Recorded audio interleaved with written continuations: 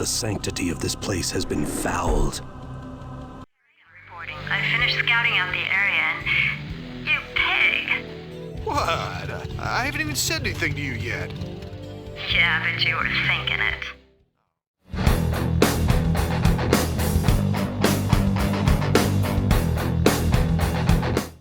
Blizzard has produced some of my favorite video games of all time. Every 10 years, I've noticed some dramatic shifts in the games that they make. So this video will be looking at what went right, what went wrong, and where we are today. We're actually going to start with the story of them as Blizzard. That stuff before 1994, there's lots of great videos on that. There were Silicon and Synapse, they had to borrow like $10,000 from their grandmother or something.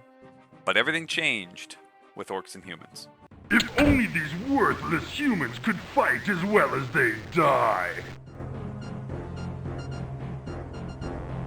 Warcraft 1 gets its inspiration from Dune 2, the grandfather of RTSs. And while Warcraft did copy and paste many of the gameplay mechanics, this is where the Blizzard style really shone through. The art, the themes, the visuals, the sound effects, everything was clearly very Blizzard, and it was not like Dune 2.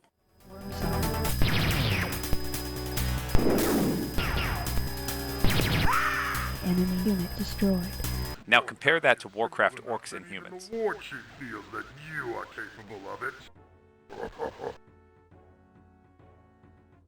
Luke.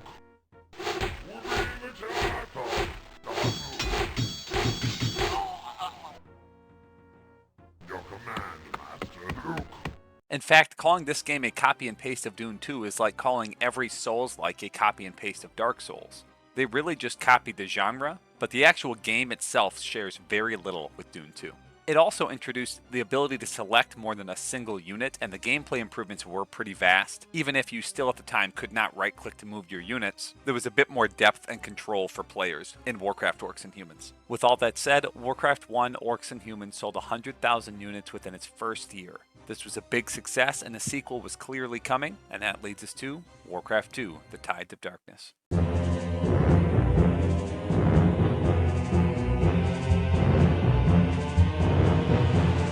The once mighty army of Azeroth lay among the blackened and charred remains of Stormwind Keep. Those that escaped fled across the Great Sea. That line right there made the victory of the Orcs in Warcraft 1 canon, so the human campaign is no longer canon.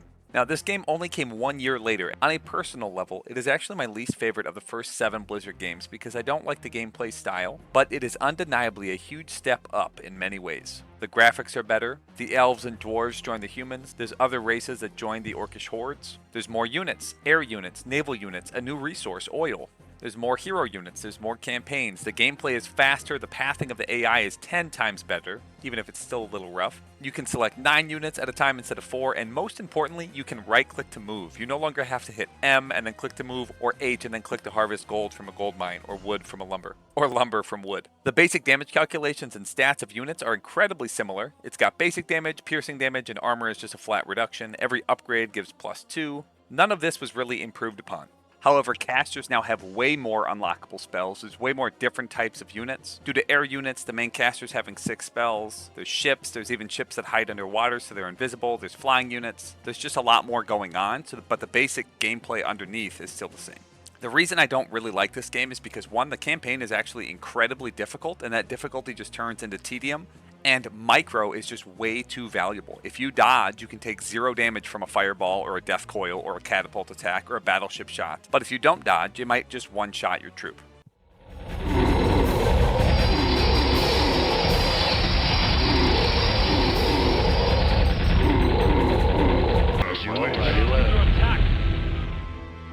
Don't get me wrong, that can happen in Warcraft 1 too. Fuck!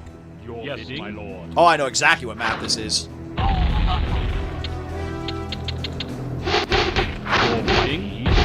are under attack. My lord.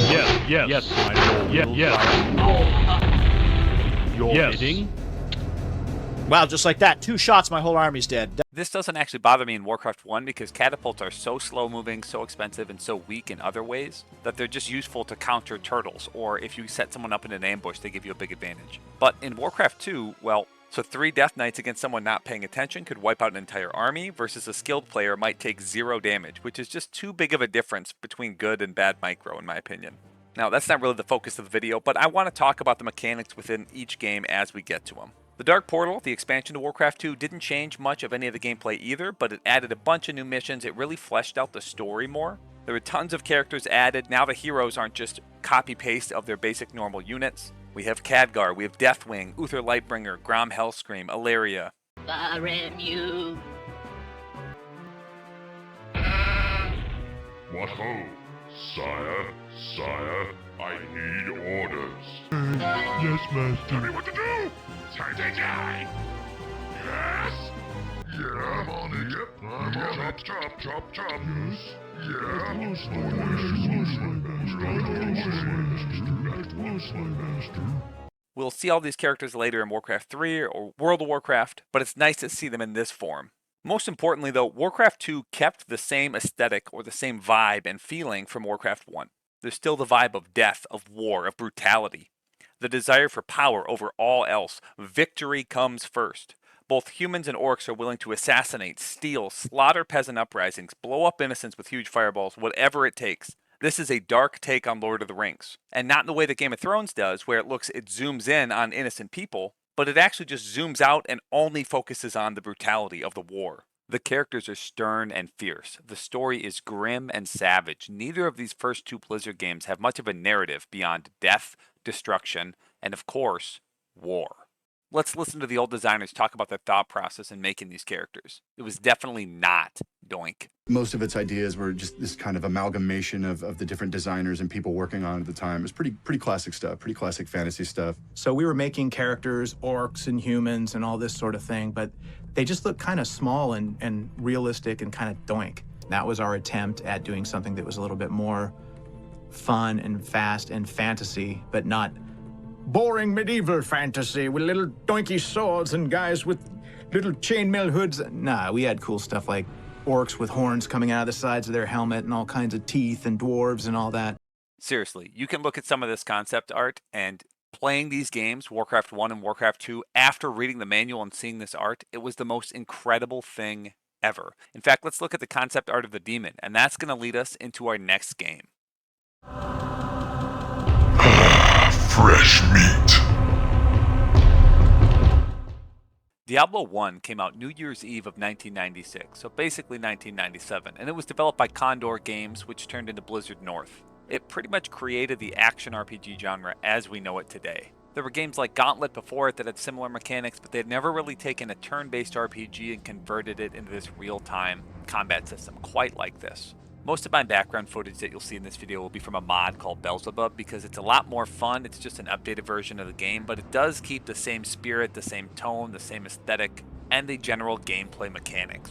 That feeling of dread, of fear, of death, it's still there. And so this is still the same game, even if it looks different and looks a lot better and plays a bit smoother. There are a lot of dev interviews about Diablo 1, and so we're going to actually listen to what some of those creators of it had to say. First, they meshed well with the people at Blizzard already.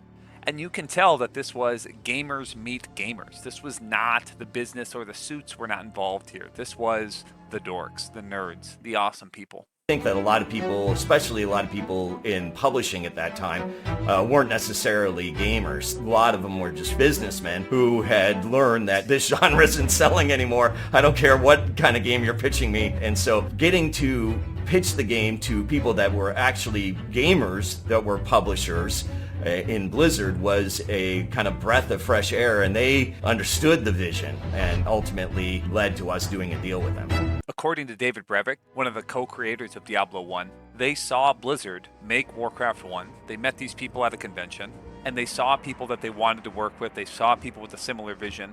And you can tell that's the case just from the games that they have created. Diablo meshed so well with what Warcraft 1 and 2 have been so far. Just like Sam Didier said before, it was not doinky guys with silly chainmail being gallant. This was dark, brutal. It was a very natural offshoot of Warcraft. Sure, the focus changed to Christian mythology and the devil, killing monsters to get cool loot, but the connection was so strong. And you can see why these two studios just were drawn to each other. And so we volunteered, hey, if you guys need some help beta testing the product, we'd be super happy to provide feedback and whatnot. And so we kind of exchanged information and kept in contact. We went around, we pitched this at Consumer Electronics Show and other trade shows where we were pitching company after company with this little design document that we had kind of created, and we would hand out at these things at the different trade shows, and we got rejected over and over and over again. However, Blizzard seemed very excited by this product. I got to reiterate this one more time. It is not a surprise that gamers, real gamers, who want this raw, cool, masculine, awesome video game, they see Diablo and they say, hell yes. Even though everybody else had been rejecting them, the gamers at Blizzard at the time, they were the guys who saw it and knew there was something beautiful there. Now, actually looking at that design document David Brevik was talking about, they planned to sell booster packs. And by booster packs, I mean you could buy a disc, install it, and it would give you magic items.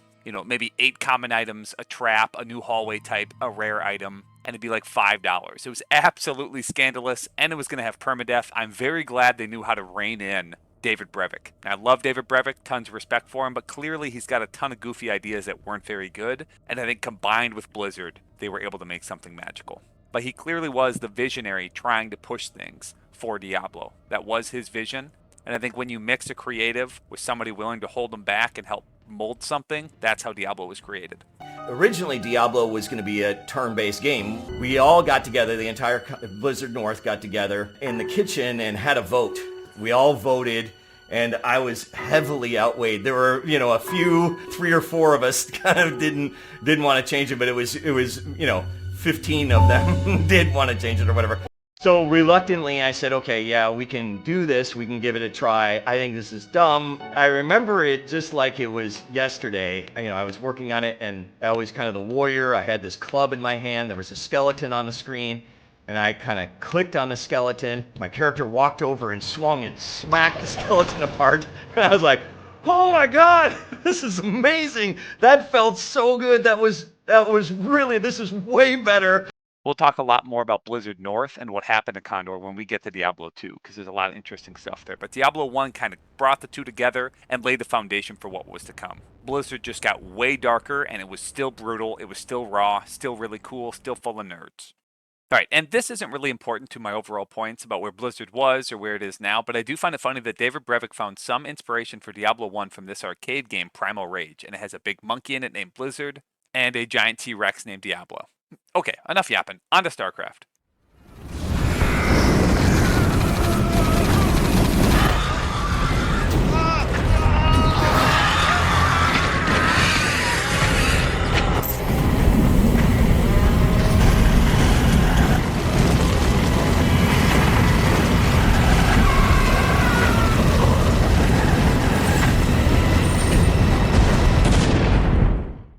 As you can see, it makes sense to go from Warcraft and Diablo with this dark, brutal, savage gameplay into something like StarCraft. It still has that same vibe, that same tone, that same aesthetic, but now it's in space, and there's new characters, there's a new universe. This came out in 1998, and 1997 was actually the first year Blizzard did not make a new game. It had its own little development hell. It started as this weird purple game made in the Warcraft 2 engine, but the employees at Blizzard weren't really proud of it, so they locked this guy in a closet with his newborn and told him he couldn't leave until they had a new engine.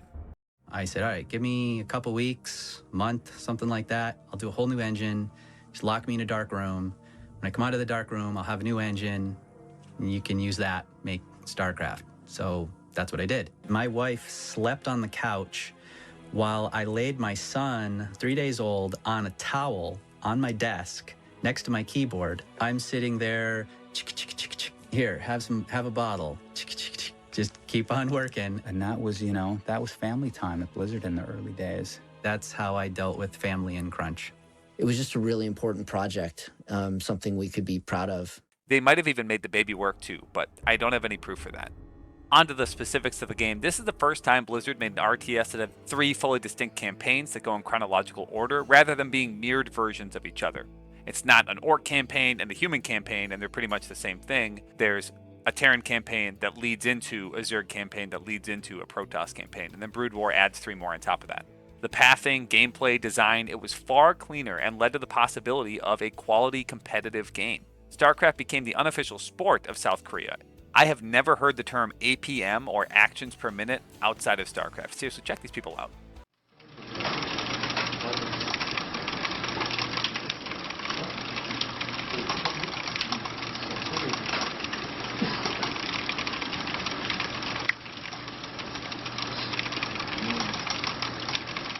remember in high school, this Chinese foreign exchange student in my calculus class, he turned to me and in broken English said, "Do you play Starcraft?"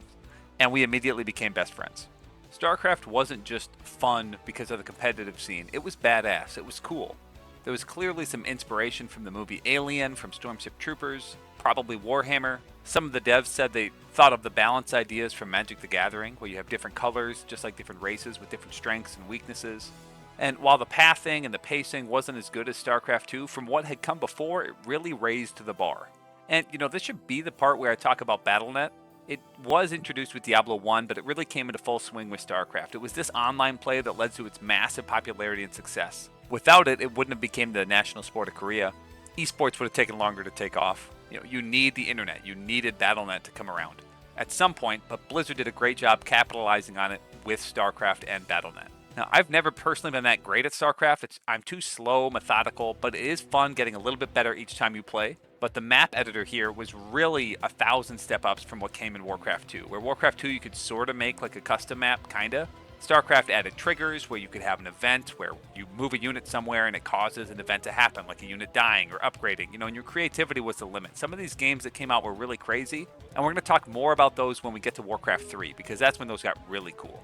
And before we get there, I should talk about sales for a little bit, because I try to talk about that for every game. Blizzard is on top of the moon. They are doing great. StarCraft was a massive hit. Obviously, not just in Korea, but it was a cultural phenomenon, as well as the best-selling PC game of 1998. However, Diablo II, which was coming next, supposedly had crunch time that lasted 12 to 18 months, and unlike Bob Fitch seeming alright being locked in a closet for months with his newborn, at the turn of the century and the millennium, it seems like people weren't okay with utilizing child labor in the same way to create the games that we love. And there was some resentment that built in this studio. But it was okay because, well, Diablo II is amazing.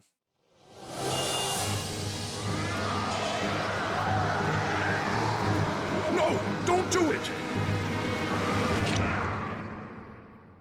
Fool! You have just ensured the doom of this world. You cannot even begin to imagine what you've set in motion this day.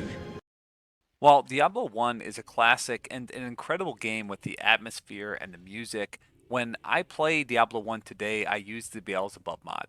It's dated, slow-paced, sometimes I chase down an archer forever and it's annoying.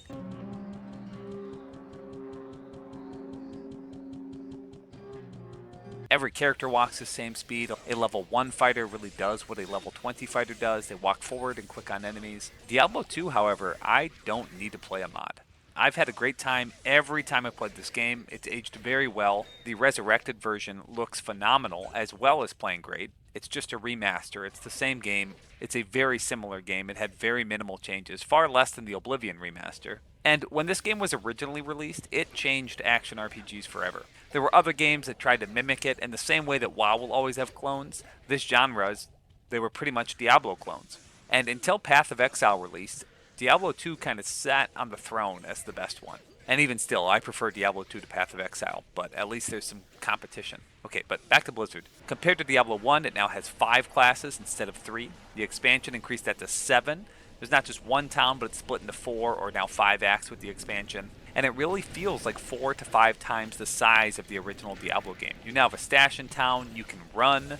Thank God you can run. You can actually play a melee character without chasing an archer for 5 days. Each class had 3 skill trees, each with about 10 skills. That meant there's 30 skills and passives to choose from for every single class. Some of the skills were game-altering, teleport, charge, vigor. There's auras, there's items that sometimes increase your skills or give you new skills. There's lots of different ways to play, lots of different builds, especially at the beginning before all of the meta builds were developed. Most people don't remember, at the start, you couldn't buy mana potions. It is a very different game today than it was back in 2001. Remember, Diablo 1 had a total of 24 spells, 27 if you count the abilities from your class, like repair your gear as a warrior. And that even includes Identify and Town Portal. And now those are just cheap scrolls you can throw into a tome. So a single class has more options now in Diablo 2 than all the characters combined in Diablo 1. There's more depth, the action is better, the itemization is improved. And by improved, I mean they added set items, belts, boots, gloves. And, I prefer 10 item slots. I think that's a great number. That's why, Oblivion went from 10 to 7 because they had to just upset me with the release of Skyrim. But that's another topic for another day. If you want a channel that goes into the details of just Diablo and all the changes over the years, Pups Up is the best I've seen about this. So I'll link to his video here, but I also have my own take. Aesthetically, it was still dark, brooding, evil, just like Diablo I, and it still had that same brutality and powerful beings at war, just like all the other Blizzard games. It was raw, it was still cool.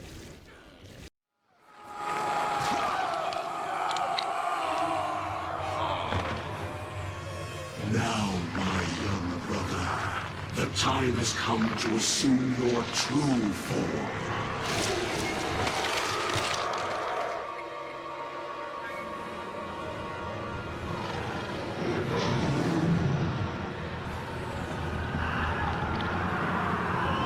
Arise, Diablo, Lord of Terror. The expansion added runes, rune words, charms, new cube recipes, the 2 new classes that I mentioned. Mercenaries can now gain levels and wear equipment. Every time something released, the game was just iterating and improving and new and different. They added respec, but it was only once per act or a very end game thing where you farm specific items. And I think people who played Diablo 1 weren't thinking, oh, this really needs a Heraldric cube that can combine items. This really needs set items. This really needs mercenaries that can wear equipment. The devs thought of new and interesting things that other people didn't think of, and they were putting them into the game. It's no surprise that it was the fastest selling PC game of all time when it was released, and even 5, 10, 15 years after its release, it was still selling box copies off the shelves. I know many years later, my siblings moved out, or I moved out, and I no longer had a copy at home. I went to Target and I bought another one. As for Blizzard, the company, well, before the release of Diablo 1, Condor Games became Blizzard North. In fact, another company offered Condor more money, but the gamers there seemed more interested in a culture that meshed well with theirs. Here's David Brevik, someone who later leaves Blizzard partly due to money problems. And at this stage, he's turning down more money because he wants to work with the people at Blizzard. He thinks they're that cool. Actually, in the end, 3DO actually offered us almost twice as much money to be acquired by them, but we decided to go with Blizzard Entertainment because we felt like the studios aligned better, that they understood games better than 3DO did, and that the people there, we got along, we had a better connection with them, and that was more important than the money, and we felt like ultimately it was going to be better for the game and better for the studio if we went to Blizzard. It's probably one of the best decisions I've ever made. The crunch time that this game put on the employees, however, it really did start to grow a new tension. Blizzard North did not enjoy this crunch time. Remember Condor turned into Blizzard North? But they were willing to put up with it because they had autonomy in creating Diablo II. However, things started to change from there as there was patches that were added from Blizzard South, and so the seeds of tension and strife have been planted and big problems were on the horizon. But this video is going chronologically, and Warcraft 3 isn't out yet, so we gotta talk about the best game ever made first.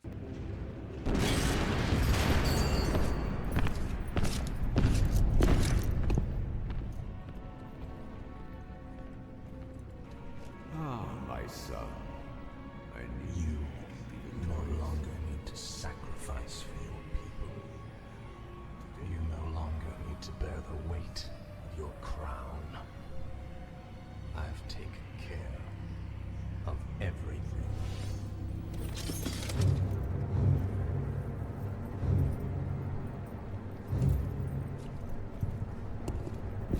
Where to even begin? This is the last AAA game of its kind, and it is my favorite video game of all time.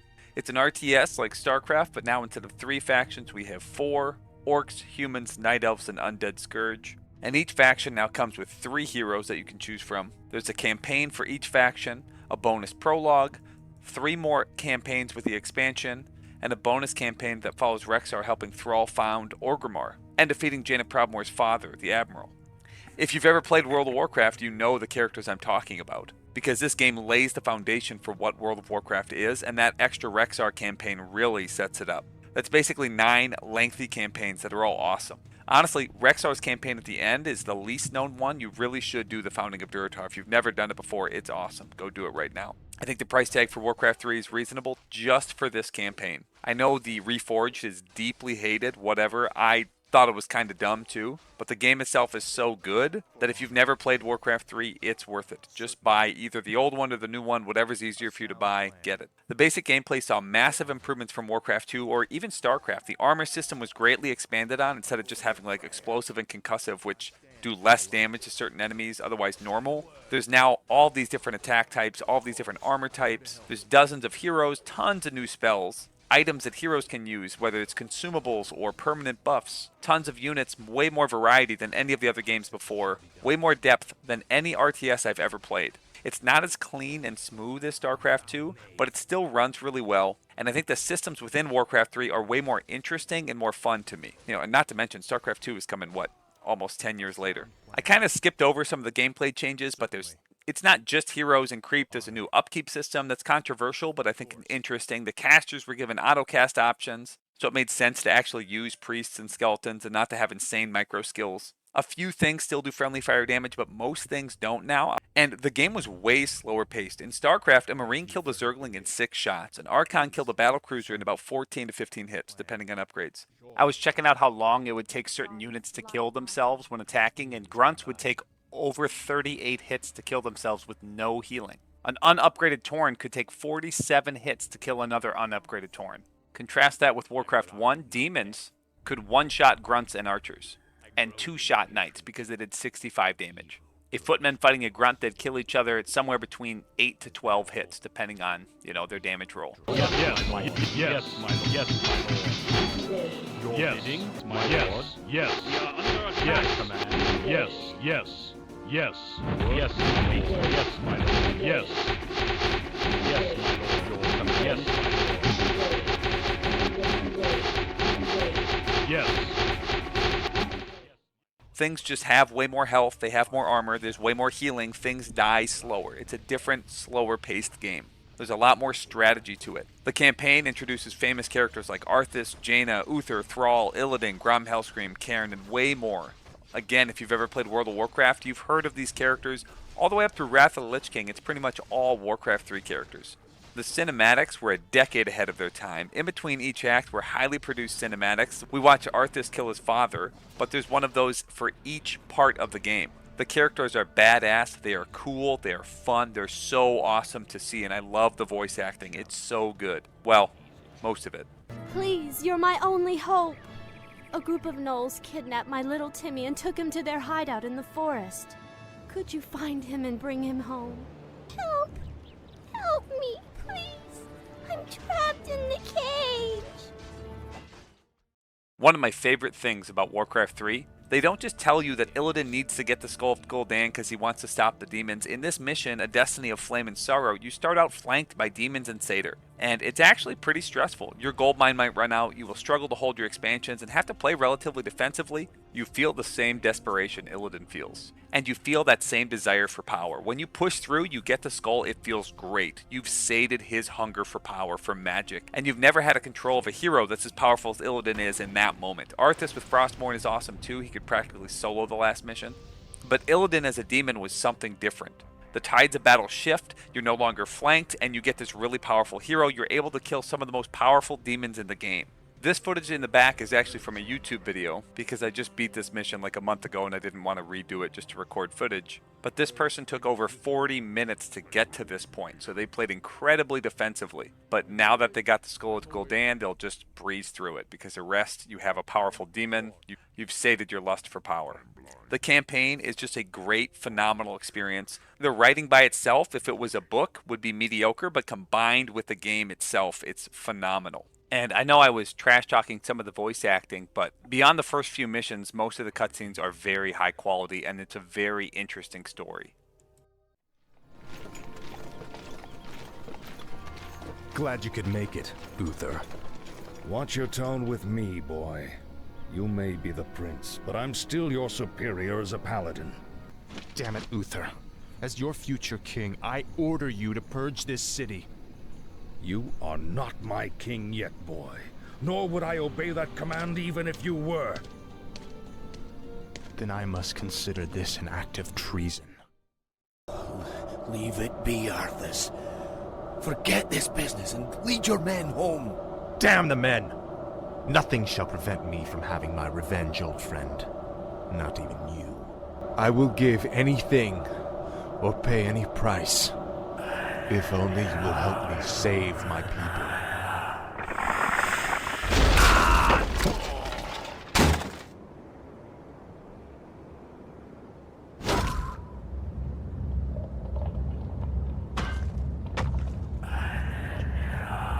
Shit's iconic. But we can't just talk about the campaign.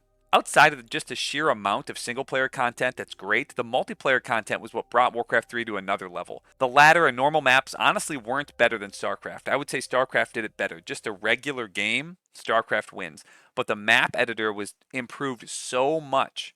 And with the way heroes work and creep work, you want to kill the neutral monsters to get experience in gold. Warcraft 3 was different enough that it was its own unique experience that many players, including myself, preferred to StarCraft. It was different.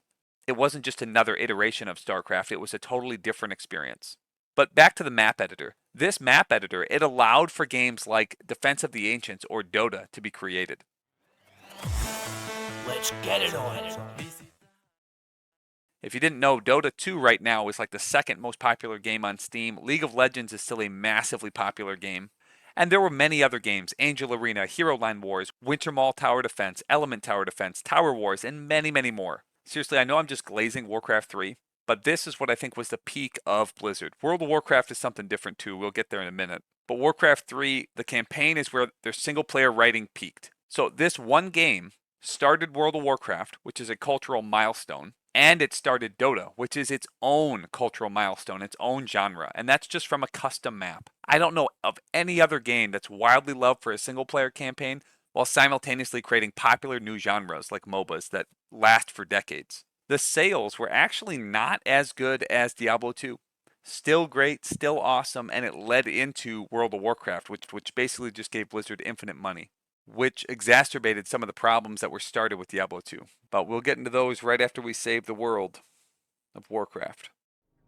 The drums of war thunder once again.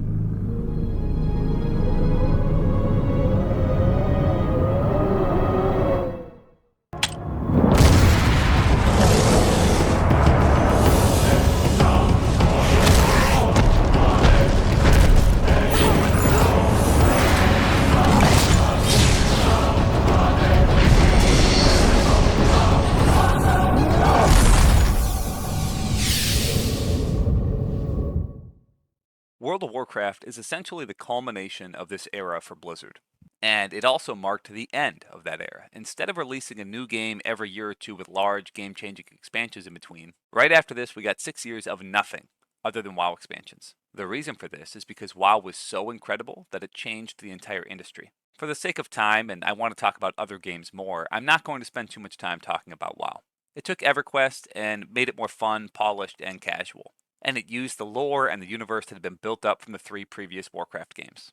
To sum up its popularity, this game was released 15 years later again in its classic form in 2019, and to play it you were required to pay $15 per month, and millions of people signed up to play. The popularity was through the roof, and it makes financial sense why Blizzard made the choices they did. But this is what led to the downfall of Blizzard North and quite a few changes in the company.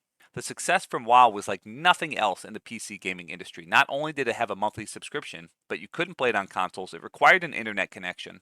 Back in 2004, all of those barriers should have made WoW such a niche game that most people couldn't get into. According to Pew, only about 2/3 of homes had a PC with internet access in 2004, so about a third of homes simply did not have the option to play World of Warcraft. Next, I was pretty young in 2004 and I didn't have my own credit card. I had to pay someone else and convince them to put World of Warcraft on a credit card for me to play. The creation, the design, and the final product that is World of Warcraft could be its own 2-hour-long video. But this is about Blizzard and all of its games. So really all there is to say about WoW is it completely changed the company, completely changed the philosophy, entirely warped everything, and made them buku bucks, boatloads of money. The next game to release from Blizzard would be in 2010 StarCraft II Wings of Liberty. And this is largely because so much of the resources for Blizzard were then sent into World of Warcraft. There were no longer resources available for Diablo III, for example. In fact, even before the release of World of Warcraft, just as it was coming to be, Eric Schaefer, Max Schaefer, Bill Roper, and David Brevik, 4 of the leading members of Blizzard North, resigned from the company. They resigned during the development of the first iteration of Diablo III. Blizzard was also working on StarCraft Ghost, a console game, and World of Warcraft. It was during this time that Blizzard was bought by Vivendi, its new parent company. There was some reorganization, and the executives at Blizzard North wanted some reassurances that they wouldn't just be sold off. Ascendant had been the center of a big scandal after they falsely inflated their revenue. So after its value crashed, the stock compensation paid out to Brevik and other people, it plummeted. it turned out that Sendant had apparently had some accounting irregularities, they called it. They inflated their value and used that to drive the stock up. They used the stock to buy more companies. It was all smoke and mirrors, stock fraud. And at the time, that was in 96, at the time it was the biggest scandal of its type ever, and we were right there in the middle of this one. Anyway, what happened was that their stock value went to about 1/4 what it had been before. Our options were completely worthless. People were quitting and people were being fired and divisions were being shuffled, and it was just a very unpleasant place to be. So I left shortly after that. The Schaefer brothers and Breivik were worried that Vivendi was going to do the same thing. Breivik is quoted as saying, "We're like, shit, here we go again. These guys above us are crooks. Again." So they left, and in 2005, Blizzard North closed down and Diablo III stopped. This I would mark as the end of the golden era. Blizzard North is now closed down in 2005. Activision has bought Blizzard in 2008. And there are no new games from the release of WoW all the way up until 2010. Another reason this is the end of an era is because there's also a dramatic shift in tone. I've been showing a lot of cinematics and cutscenes because I really want you to understand the vibe that was Blizzard. It's not glossy, it's not pretty, it's not cute. It's brutal, it's savage, it's dark. And now we're entering a new era where they're still making good games, though they have a little bit shadier monetization practices, but they're more spread apart, and they're just very different.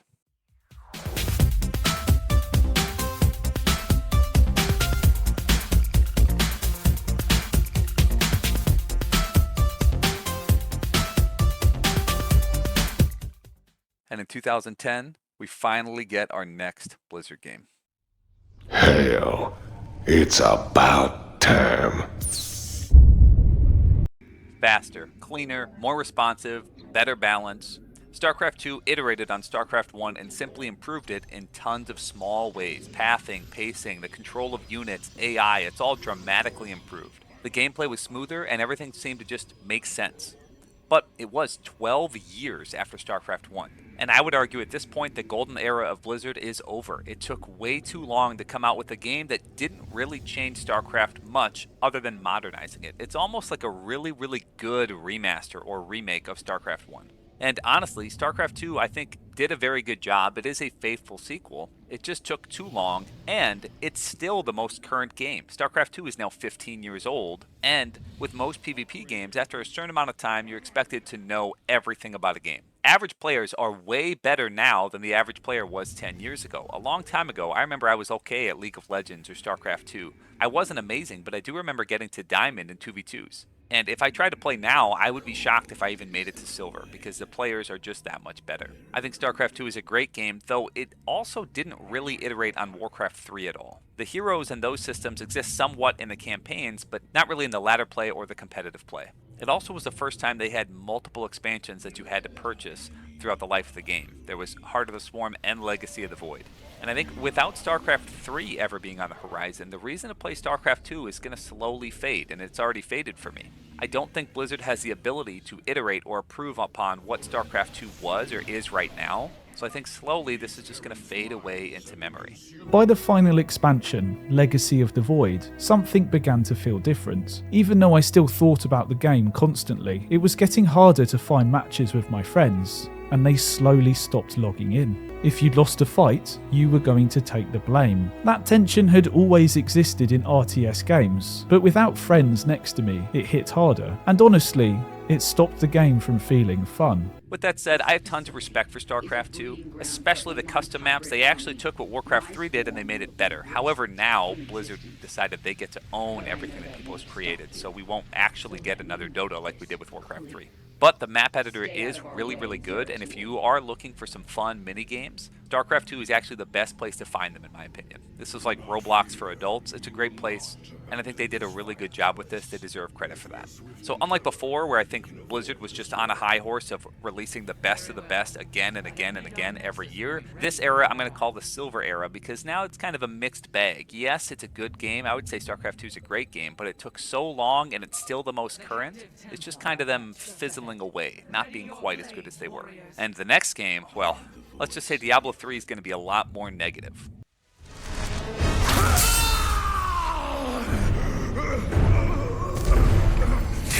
One last look at your shining heaven, Imperious.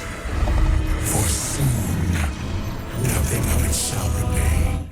Before I dive into my complaints about Diablo III, I want to start by saying it is a very fun and enjoyable experience, especially when it first came out, and if you're talking about the updates after the expansion, it's a different type of fun. It looks cool, the controls are responsive, they're intuitive, there's a system that's fun to learn and understand. There's a good dopamine rush when you get a new piece of loot, especially when the game was new in 1.0. The cinematics were great, and while the story didn't quite hit the same notes I personally wanted it to, it still felt like a Diablo story and another Blizzard game. But sadly, there was quite a bit wrong with the release of Diablo 3, and by the end of the updated Diablo 3, it's so dramatically different from the previous two games that it doesn't really align with them anymore. The game is polished and fun, but there were a handful of awful design choices, and I need to go through each one.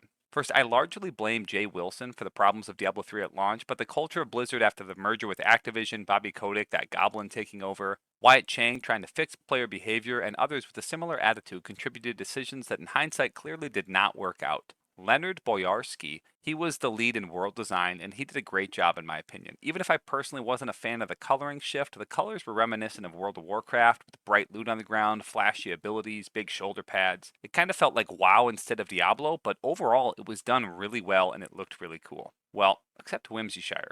And that's our first stepping point. Alright, so let's talk about this. Whimsyshire, the secret level in Diablo 3, the equivalent of Diablo 2's cow level. Why is it super cartoony force? What the heck is going on? I thought this was Diablo. This is actually a response from the developer. When the game first came out and people were complaining that it was way too cartoony and they didn't like how it looked, Blizzard made a shirt which was a rainbow and a unicorn, and it said Diablo 3. That was like, at that time they claimed it to be the official Diablo 3 logo.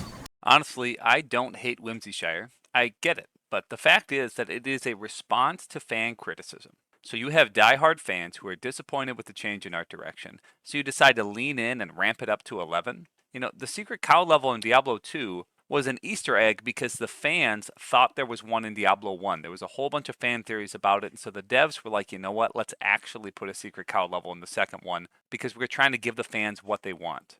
Whimsyshire is literally the opposite. The developers were annoyed that people didn't like every aspect of their game, so they made Whimsyshire as a slap in the face to these people.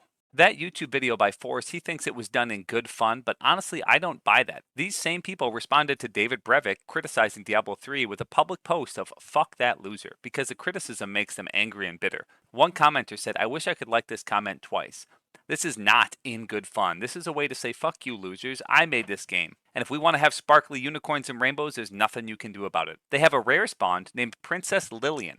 And I didn't know this until I looked it up, but that is based on My Little Pony. We get it, guys. You're funny. I'm glad you use this video game to settle your beef with internet strangers. Now, the thing is, Whimsyshire and Whimsydale, they're only a small part of the game. Sure, I don't like Jay Wilson for being an asshole to David Brevik and to his fans, but what about his game design philosophy? Honestly, that's more important. A game designer could be an asshole, but do they make great games? Well, let's look at his priorities and his decisions.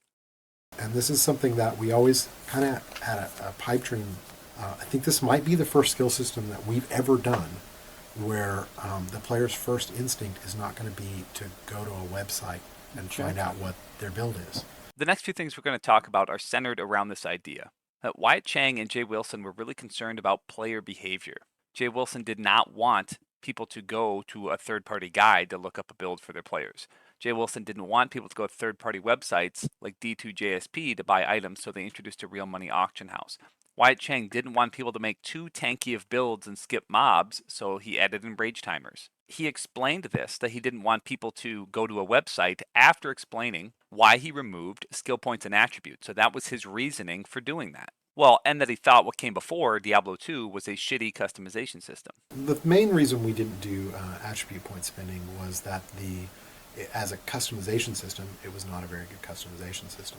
My favorite example is if you want to know how to build pretty much any character in Diablo II, you take as much strength as you need to wear the armor that you're targeting. And you take 75 dexterity because that's the amount you generally need for good block percentages. You take no energy at all, and then you put everything else in vitality. Yeah. That's a shitty customization system. So for those of you who aren't familiar with Diablo II, this might take a little bit of explanation. He's saying the customization system in Diablo 2 is shitty because in the end game, most of the classes used very similar attribute distributions. When you gain a level in Diablo 2, you gain 5 attribute points that you can split up between strength, dexterity, energy, and vitality. In Diablo 3, those are automatically allocated. When you gain a level in Diablo 3, you don't get to pick anything. You might unlock a new skill or a new rune, but you are not allocating points in any way. Now, before I talk about why this is a bad design philosophy for an RPG about progression, his specific points are wrong. When Diablo 2 was released, you could not buy mana potions. You could also never, ever respec any of your attribute decisions. If you wanted to try a different build, you made a new character starting at level 1. And I promise you, no sorceress was not putting points into energy, just totally ignoring it for all vitality. And getting 120 into strength to wear a certain piece of armor like he talked about, the game does not begin at level 80. Even if we're talking about after the expansion when you can buy mana potions, even if we're talking about after all the patches, the way the game is now, if I went and played right now, I would not totally ignore energy. I'd put points into energy because it makes the leveling process smoother, and the leveling process is 90% of the game. Jay Wilson seems so concerned about builds at level 80 in Diablo 2 being homogenized that he destroyed the leveling experience entirely. This is the same thing that happened in World of Warcraft with its expansions. Talent points were removed because at the end of the game, they became cookie cutter. Who cares about the first 89 levels? Of course, this guy from World of Warcraft, who knows that after WoW Classic, people stopped caring about any aspect of the game beyond max level. In the Cataclysm expansion, they removed weapon skills and spell ranks because at max level, they weren't interesting. By Mists of Pandaria, they removed talent points and switched them to like 5 or 6 choices because it was functionally the same thing when you're max level. Who cares about the leveling experience? Those same ideas that were happening in World of Warcraft are very prevalent in Diablo 3. Who cares about attributes and skill points because by late game, everyone looks up a guide and puts the points exactly where the best players do. Well, Jay, I care because you don't start out at max level. In fact, that's kind of where the game ends. The last thing I have to say about this is the solution to vitality being overpowered and strength, dexterity, and energy sucking is not to remove player choice. The thing is, as soon as you get into kind of just pure mathematical attribute point spending, there's a mathematically right answer. He said there's mathematically a right answer. Now that's stupid. You have gear, classes, different potions, different skills. Do you want to put points into damage, survivability, mobility, utility, whatever? That should be the question. The problem with Diablo 2 is vitality gives you survivability and all of the others do pretty much nothing.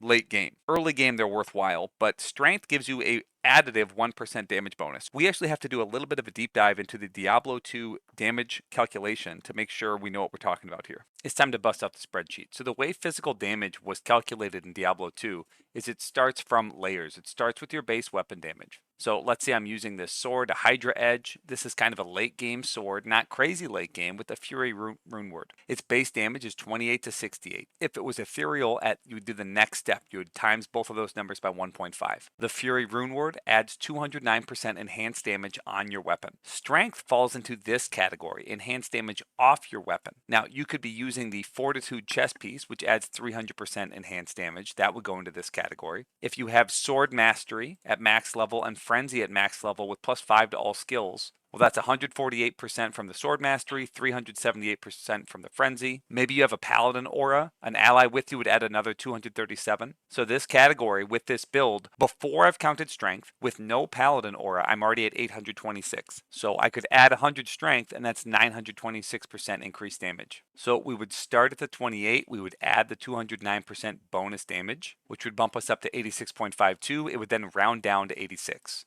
Then we would do this next category, this 926%. So assuming I have 100 strength, this category would be 926%.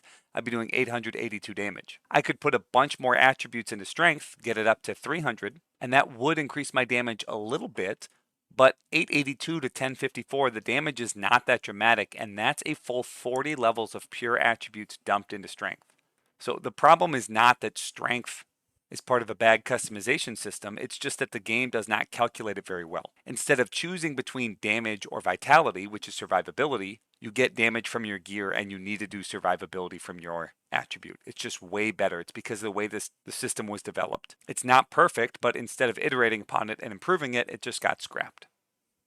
And I have to reiterate, his only complaint is that when you are done playing the game, when you've literally maxed out your character, there's a correct allocation of attributes. That's just such a fucking annoying thing. And it's why it ties back into his talk where he said he really wanted a system where people didn't look up guides. And I'm going to tell you this right now, everybody looks up the best builds in Diablo 3 as well. They did it back then. We all watched Kriparian. We all watched him kill Diablo on hardcore, and we said, oh, what's he doing on his barbarian? I'm going to copy paste that because that's what people do. To summarize my point here, Jay Wilson got rid of attribute points because he viewed it as a, quote, shitty customization option. And just like World of Warcraft removing weapon skills, spell ranks, and talents, they didn't realize that these systems were more about progression and leveling than customization. So Diablo 3 has good customization systems, but there's almost no leveling systems whatsoever. The level up process doesn't feel good. On top of this, the gear is far more explicit in power. In Diablo 2, your weapon damage is not included in spell damage. Getting a staff at level 40 doesn't make your lightning spell do more damage on a sorceress. You might still be using a staff that you found at level 20 if it has the right stats, the right bonuses that you need.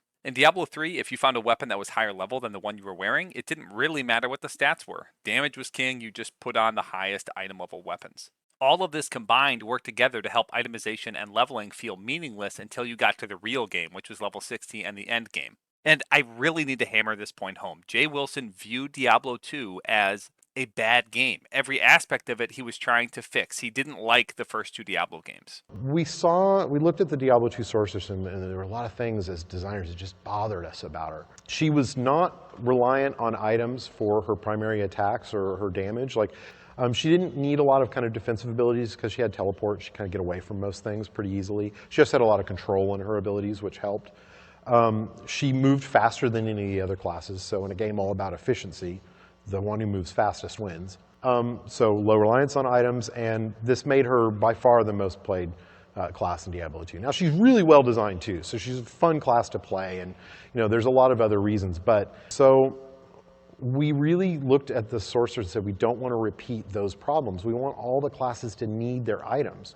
So he saw the most popular class in Diablo 2, the design of that character, and he viewed that character's strengths all as problems that needed to be fixed. And now everyone's weapon matters. The classes are homogenized. No one is different. No one is unique, because if they're unique, someone's going to look up a meta guide and then find the best class. That's why when you play Diablo 2, all your classes feel completely different. Your assassin's laying traps. Your necromancer's cursing and using summons. Your sorceress can teleport around. Your paladin's throwing hammers. They all have different strengths and weaknesses.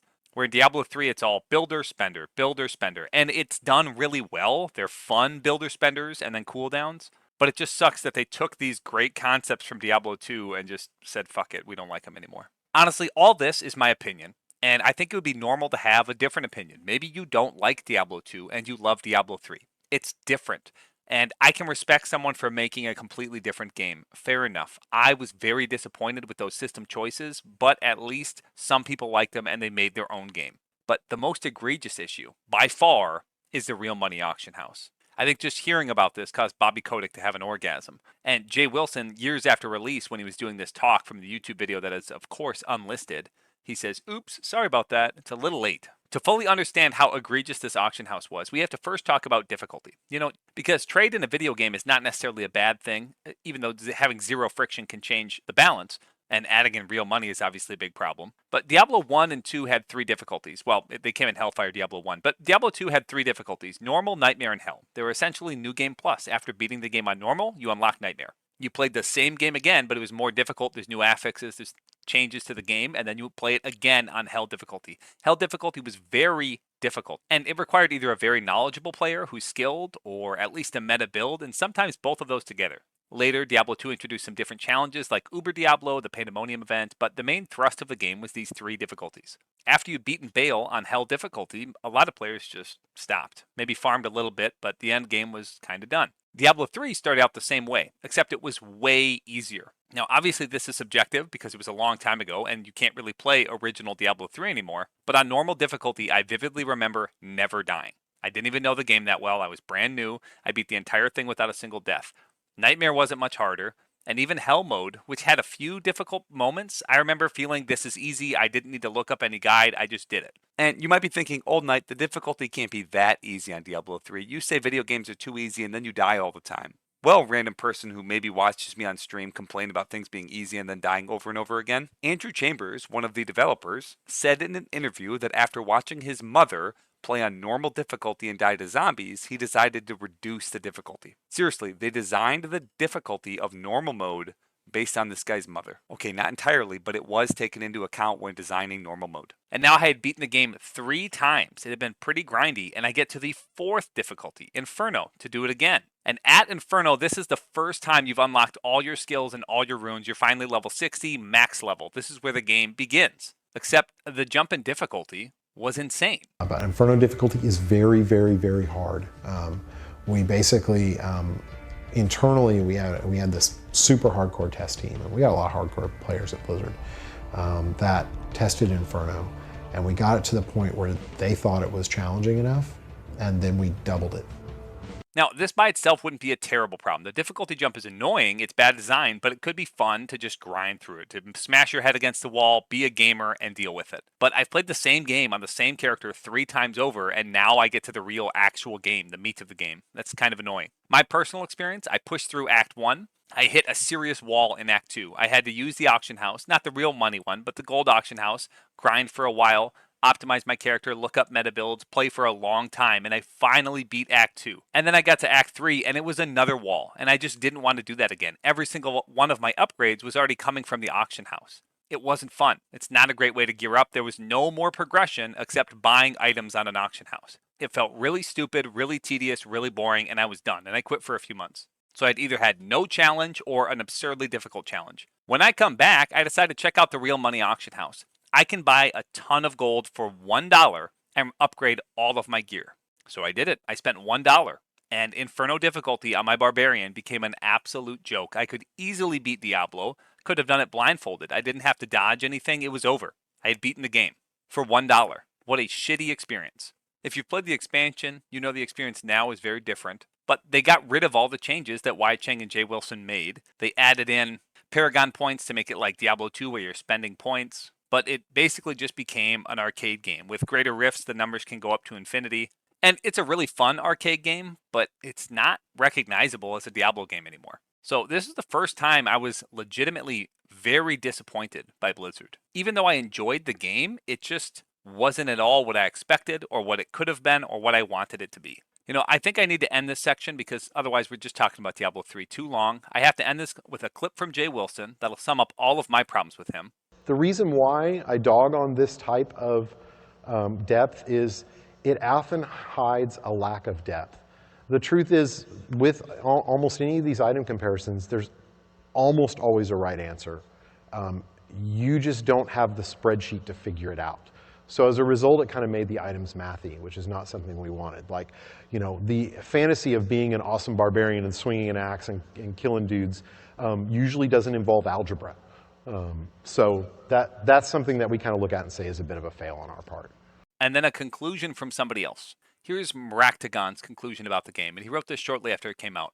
At its heart, Diablo III ultimately failed to satisfy most players because it was designed with corporate shareholders in mind instead of the actual gamers who would be using the product. At every stage of the design process, Diablo III appears to have been created with a thought, how can we generate the most revenue from this product? Instead of asking the question, what would make this game the most fun to play? Customization was strictly limited without stat points and severe limits on skill choice. Itemization was made incredibly bland and uninteresting. A scaling system was put in place to require constant upgrading of gear, and the gameplay reworked such that gear checks were infinitely more important than player ability. It was all designed to shepherd the player base into the auction house and force them to spend their money there if they wanted to continue to progress through the game. For all of its incredible beauty and years of development time, Diablo III at its heart turned out to be a big budget version of one of those pay-to-win iPhone games. And with that, we switch to the card game. Only strength and raw power can assure total dominance. But of course, you could forget all that and just have fun! There isn't really much to say here. Magic the Gathering is a fun game. I've always enjoyed it, but it is kind of a scam. They print cards for pennies and then sell them for tons of money. Now, it's not particularly balanced, but it's awesome conceptually. The art's amazing. And the rules can be difficult to master, which adds some depth and complexity that can be entertaining. I played it a ton as a teenager, but as an adult, my money has been funneled away from games and hobbies into a home, a vehicle, insurance, car seats, a new furnace, retirement, you know, the usual stuff. Hearthstone took that game Magic the Gathering and changed colors to classes, removed lands, added mana. It has some cool ideas like a mana ring for the person who goes second, hero abilities, removing most actions during your opponent's turn. They added a fairly quick timer, and it takes away the tedium of assigning blockers or doing things on the stack. It speeds up gameplay quite a bit. It functions really smoothly and it's fun to play. However, it's not really a full Blizzard game. This is a phone game. It's free to play, it's a card game, so of course the monetization is the same as Magic the Gathering. You can buy booster packs. You don't start out with the best cards. If you want a competitive deck, you have to play for hours and hours and hours with a weak deck and lose a bunch as you gain the required currency to buy booster packs. Or of course you could just drop that real money, that real cash. All the characters are based on the Warcraft universe, and it's fun to see them in another setting. I don't mind that Hearthstone exists, and I spent some time enjoying it. I have some friends that really like certain iterations, like the Battlegrounds Auto Battler. But the people I know who really play Hearthstone, they're older gamers, and they've largely given up on gaming entirely due to the pressures of real life, and they want to just have some rope to hold on to. Like, no, I'm still a gamer, I swear. Full name and title? My name is Ben Brode, and I'm the game director on Hearthstone. I also think it's important to talk about the vibe that is different from what it was before. It matters who the people are that make the games. I would like to think that I'm also put here for rapping, but I guess those two things. Those two things, right. Hey there, don't be scared. My name is Ben Brode. I read a thread on Reddit and it said that I should sing an ode. Honestly, I don't want to come across as if I'm shitting on this guy. He seems very charming and likable. I'd probably be friends with him if I knew him in real life and he'd be friends with me. But it is undeniable that the vibe here is not brutality, violence. This is a completely different thing than Diablo, than Warcraft, and Starcraft. You saw that Starcraft cinematic that was already in this video. The aesthetic, the themes, it's very different. And that's okay. It's something different. But I want to make sure we're noticing that shift as a group here. You guys are with me, right? You're still here? Okay, you're still here. Shortly after this came out, we had the Reaper of Souls for Diablo III, but I've already talked way too much about that, so we're not talking about it anymore. And so next, of course, I'm jumping to Heroes of the Storm.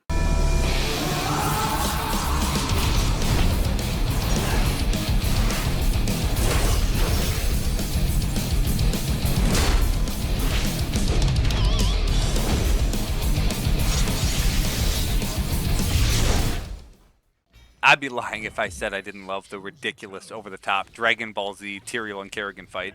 So, Heroes of the Storm is Blizzard's iteration on MOBAs. League of Legends and Dota 2 were very successful, so Blizzard had to make its own. Personally, I really enjoy the game. I think it's unique and tons of fun. I'm not really a fan of the glossy look of everything, and I think that comes from it was originally a StarCraft 2 custom map that was just made by Blizzard. It was going to be made in the StarCraft 2 engine and just literally as a custom map. So even though it's a mix of all Blizzard IPs, including Overwatch, which isn't out yet in this video, it doesn't ever really look like Diablo, or even so much Warcraft. It really has a sleek and sort of a sheen to it like StarCraft does. However, this wasn't a super successful game for Blizzard, and I think that's because some of their design choices, they took a very competitive game, League of Legends, and Dota, and they changed it to be more cooperative. For some background, in League of Legends, your character gets gold and experience for being close to enemies that die, for last hitting enemies. Getting the last hit on a hero gives you bonus gold. There's all this personal play that will give your individual character bonus experience and gold to level up and gain power. In Heroes of the Storm, well, items are no longer a thing. Your entire team is also the same level, so experience is based on kills and objectives, but now it's shared evenly across your whole team. So no matter where you are or what you're doing, you're going to be the same as your team. You unlock talents at levels 1, 4, 7, 10, 13, 16, and 20, and these add a lot of build variety, so they sort of replace items in the game. And this somewhat reduces toxicity in the game, because you don't just get to look at your broke under-leveled teammate and say, well, what the hell, man? But it also entirely changes the game. I've played League matches where one character, maybe an attack damage carry, gets a really big gun, they're really powerful, they're over-leveled, and they can just kill a whole team by themselves, especially if they know how to play well. From 3 members of Counterlogic Gaming, and they're right back in. Another unstoppable force. 4-member pop-up. Double lift on the outside. They're going to actually have to look away from him. Snake's going to take down a 1v1. Double kill coming in for NL, looking for a triple kill. That's a triple. That's going to be the quadra. He gets a pentakill. NL, pentakill. Quadra kill earlier on Jinx. He is having a great day. Remember, this guy was on the bench for Game 1 here at Worlds. He is coming up huge. In Heroes, that doesn't really happen. There's never that one player who feels like the carry who can just melt an entire team. Now, it can happen, but that's only because that player is just consistently playing better than the entire opposing team, not because they have the best items, the best build, and they've won so far. Also, if your team is winning, everyone on your team is more powerful than the other team. If you're underleveled, it's hard to tell if it was something you personally did poorly or if your team played poorly. This makes personal accountability really difficult, and also it's more difficult to hold your teammates accountable. As I get older and less competitive, I actually like this system more. Now, I will say I do like items because I think they're cool, and the talent system is cool. And if you could somehow combine those and still have a somewhat balanced game, that would be my favorite. But I think that would just be too difficult to balance, so I understand why that's not the case. The real issue with the development of Heroes of the Storm comes from the fact that they tried to artificially make it an esport. They put in a whole bunch of money, hosted all these tournaments, they wanted to turn it into League of Legends and Dota 2. But it's worse as a competitive game. Those two are better competitive games, where Heroes of the Storm, I wouldn't call it casual because it still takes a lot of cooperation and a lot of skill to outplay your opposing team. But you don't have that lane phase. You're not denying creep, which is when you kill your own creep so your opponents can't last hit it.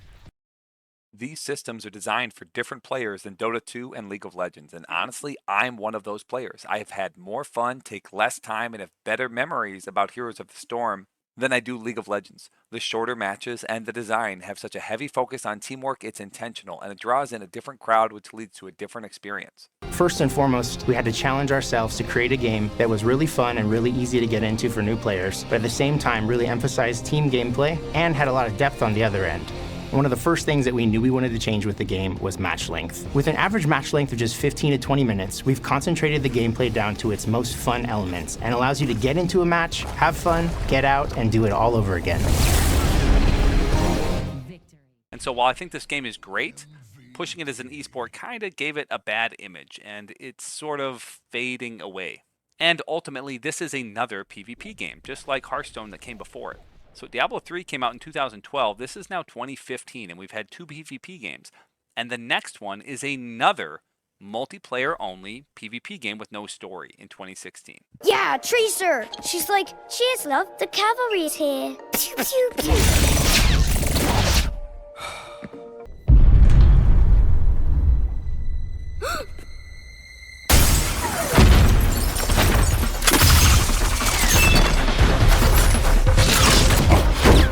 Enjoying the exhibit? All right, playtime's over. Get to cover. Overwatch. I was actually at BlizzCon 2014 when this game was introduced. Get a load of this. We hope you love it like we do. I'll see you on the other side.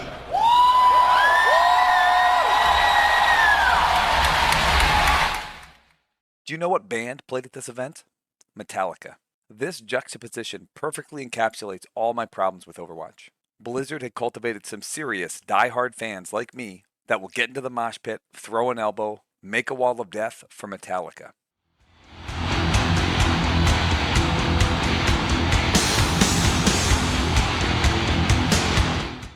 That is who was at BlizzCon with me.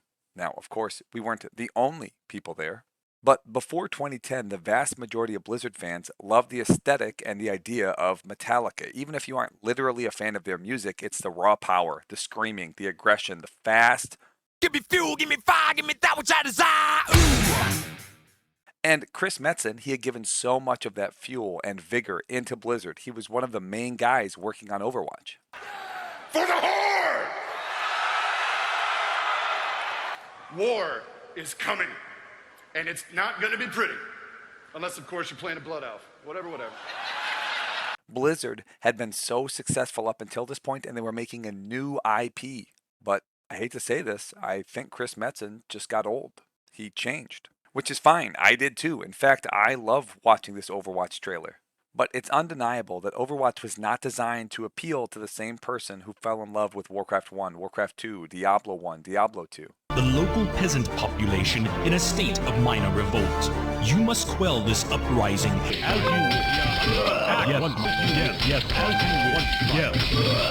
you wish, my lord.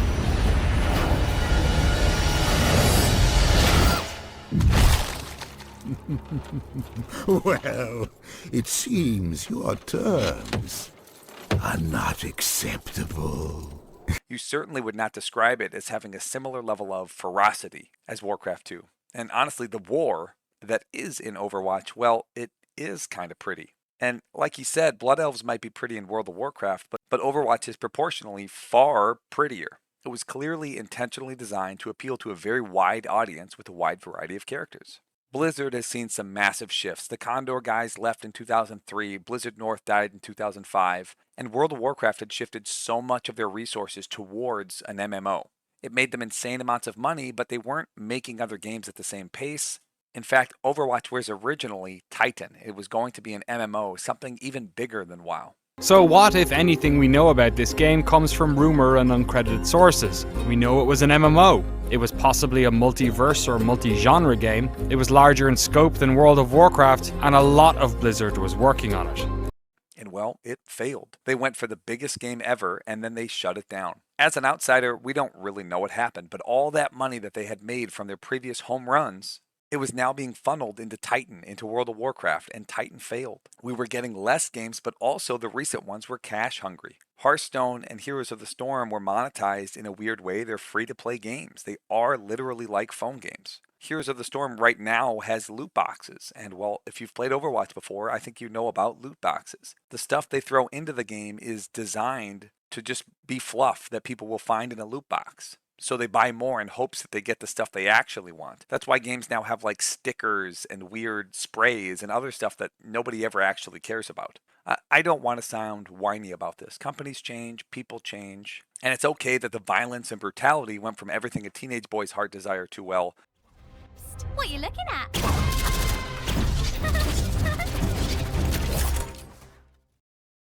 I think the worst part about this era is really the monetization model. It had changed from buying a game and then buying an expansion and then moving on to something different. This heavy focus on PvP games, on free-to-play games. I think this was the beginning of Blizzard shifting into a new era. However, fundamentally, Overwatch is super loved. It's incredibly popular.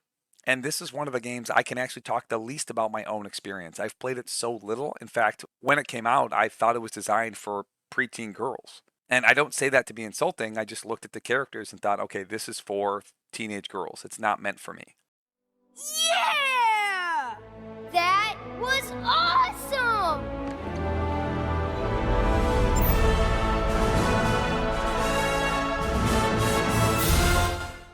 And I don't view that as a bad thing. Good for Blizzard for expanding their audience. It just wasn't for me. I think what's most sad of all is this is the last amazing thing Blizzard did. Even though I don't really like Overwatch, I can't help but root for it to succeed because I see the heart, soul, and passion that Chris Metzen poured into it. That was one of the most amazing moments ever in my career. And I've been doing this here, 22 plus years. And I was so excited to share this thing with the world. I was trying to hopefully do a good job and set it up really well. And I had 1,000 things running through my head. And it's like, I almost started crying. Because I was so overjoyed for my friends that we had, whether one kid in that room liked it or not, didn't matter, is that we built this thing together. We pulled our boots back on after, kind of falling in the dust, a few short years before. And we pulled it together and we did a good job for each other. And we built this idea that just delights us. In a stupid way, the thing that flashed in my head is like, we're back. Back from where I don't know, but just that feeling of like, we did it, we climbed the mountain. It sounds like Titan almost broke him, and I love a good redemption story. This guy absolutely deserves the W. So on one hand, I think Overwatch is really cool, I respect it a lot. But on the other, it was kind of depressing because it wasn't made for me. What's most depressing of all is, well, what comes after. The second era, what I was calling the silver era, is dead. And I think we got 4 mainline, really fun, good, high-quality games. Starcraft II, Diablo III, Heroes of the Storm, and Overwatch. But the aesthetic is clearly different. It's sleeker, it's cleaner, it's catered to a new and different audience. You know, the world could always use more heroes. It's not the golden era for me, but I could imagine someone else looking back at this and thinking this is the golden age of Blizzard. Fair enough. I think their monetization practices had gone downhill. They had added in the real money auction house. They had added in multiple expansions for StarCraft II. And now they have a cash shop in there. They had added in these mobile games or loot boxes. Things were clearly different, but at least they had great games.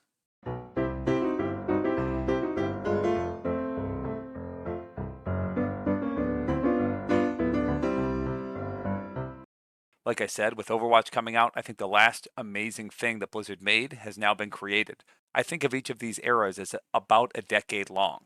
Well, we've actually gotten a handful of games, but if you look at these, you'll notice most of them are either remakes or phone games. So this section's probably going to be my shortest. I don't have a lot to say. We'll start with the Starcraft I Remaster. I think this actually looks really good. The graphics did a great job of keeping the same look of Starcraft 1, but updating it and making it look better. Some of like the mission dialogue or the portraits maybe look a little off to me, but overall it looks great. But this is the first Blizzard product I didn't purchase because I don't need StarCraft to be prettier. If I wanted a better looking StarCraft, I'd play StarCraft 2. And that's all I really got to say about it because I've never even played it, so I don't have a strong opinion about it. Then we move on to something I do have a strong opinion about, and we got to talk about this one for a while.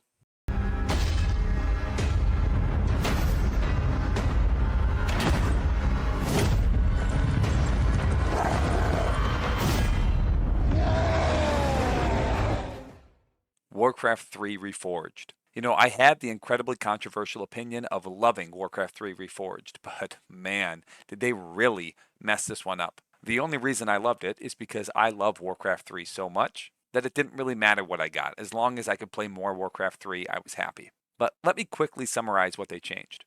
First, they dramatically changed the art style that was upsetting for a lot of older fans.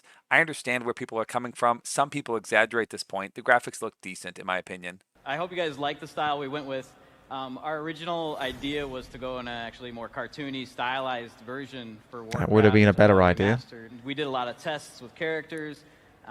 We really wanted to get the orc to feel like an orc. If you look at the Warcraft movie, the orc is an orc. After we worked with a little bit of style, a little cartoony, we noticed that a lot of games out there have that kind of similar style. A lot of games are doing that more cartoony look. And so we took a step back and we said, you know what really speaks Warcraft to us? And for me personally, the Mist of Pandaria cinematic with the orc and the human really nailed Warcraft to me. I was like, this is what I believe a orc looks like. This is what the humans look like. So they're going to Mr. Pandaria to represent Warcraft. You know, the funness to them. So we went back to the drawing board. We took these concepts as our base, and then we redid the orc until we got to a point where we really liked them. Like I said, I think these still look good, but I absolutely agree with this YouTuber. When you're remaking or remastering a game, you should not choose a new style. Keep the same style, keep the same aesthetic, the same vibe, the same tone. Otherwise, you're being disrespectful to what came before. You should be trying to improve and make it the same as what it was, like what StarCraft did in that remaster. They did not look at a completely different game, World of Warcraft, in a random expansion, Mist of Pandaria, that's 10 years newer than Warcraft 3. The Warcraft movie? Why is he talking about the Warcraft movie? This is just upsetting. His inspiration for what an orc and a human should look like should be from Warcraft 3. Look at Grom and Thrall in the pit with Manaroth. There are cutscenes. Look at Arthas walking in when he stabs his father. He has inspiration from the game he's remastering. He does not need to pull inspiration from a different game within the same franchise. It's just, it feels wrong. It feels disrespectful. I'm not really an art critic, not in this way. The visuals look good enough to me. So I'm not really going to jump on the bandwagon of hate for that, but I get where people are coming from. Absolutely. So the first major issue is the art. And then the second, they removed features like clans, profiles, a ladder, and other basic things from Battle.net. Which there was no reason to do this. Warcraft 3 Reforged replaced the original Warcraft 3. So there's no longer the old classic Battle.net, and they just took features and got rid of them. Single player, gone. You can't save, load, or restart, and you can only pause 3 times. And you can't use cheats, unless you decide to test the map through the world editor, which is not really quick nor efficient. Custom campaigns, gone. Battle.net 1.0, gone. Communal chat listings, gone. Clans, gone. I don't need to reiterate what this guy said. That 30-minute video that I just linked, why Warcraft 3 Reforged failed, it goes over all the problems with it at launch. Those few are not even a conclusive list of the features they removed. It was absolutely fucking ridiculous. Okay, moving on to the next thing. Third, it was unstable, buggy, and crashed far more than the original game ever did. This was to an unacceptable degree. The load screens were way too long. Here, let's watch other people experience it.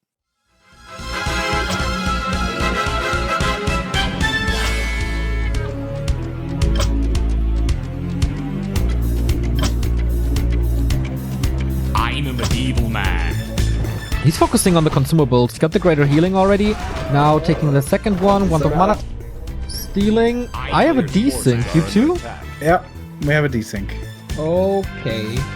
And this is a point that I'm bringing home over and over. Shadowhunter is desperately, desperately required. No! Oh boy. Oh boy. So it's not that multiplayer isn't working, it's that sometimes you'll get hung up and you need to restart the game. You can't see the hero portraits here. The shaders are missing from my units, so the unit's colors looks a little flat. You've got the color bug. You'll meet just about anyone, which means you'll either meet too easy or too difficult people.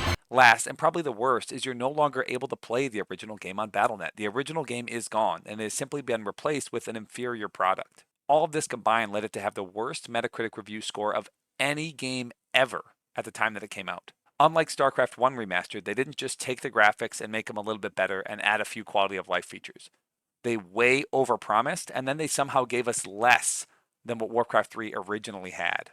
And 5 years later, they've improved a lot of it, and by improved it, I mean they brought back the original title screen. They brought back some of those features they had in the original Battle.net. Now they're back. I mean, you still can't make a clan because who would want to be able to make a guild in a game where you can talk and have a community? No, that's terrible. They still, and this is the most egregious in my opinion, removed voice lines. I'm not in season! I'll attract the enemy with my human call. I'm so wasted! I'm so wasted! And not because they're inappropriate, but because Blizzard was in its own fucking scandal. They messed up. They didn't fire people who sexually harassed people, and now we get less content because of that. Now we can't have funny, quirky things anymore because they hire perverts. So you get punished. There's a few dozen more minor issues that annoy me about Warcraft 3 Reforged. Like the Reign of Chaos campaign, letting your upkeep go up to 50 before it gets to low upkeep, but those are pretty esoteric and small minor things. Instead of spending a ton of time going over those, let's move to a remaster that Blizzard actually did a pretty good job with.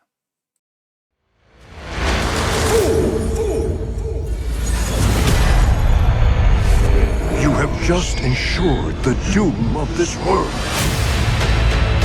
Let the way to hell be open. Diablo II Resurrected kept the gameplay very similar. In my opinion, the art style, the graphics, it's respectful of what Diablo II was, except the sorceress and the Amazon aren't as sexy, which is always frustrating. And of course, Endariel is not naked. Similar to the reason that the Dryad can't make a joke anymore. Now, is underboob necessary to battle hell? Probably not. Do Vivendi or Blizzard South have the right to just wave their redesign brush in a wanton manner to appease some 2021 toned-down version of the original?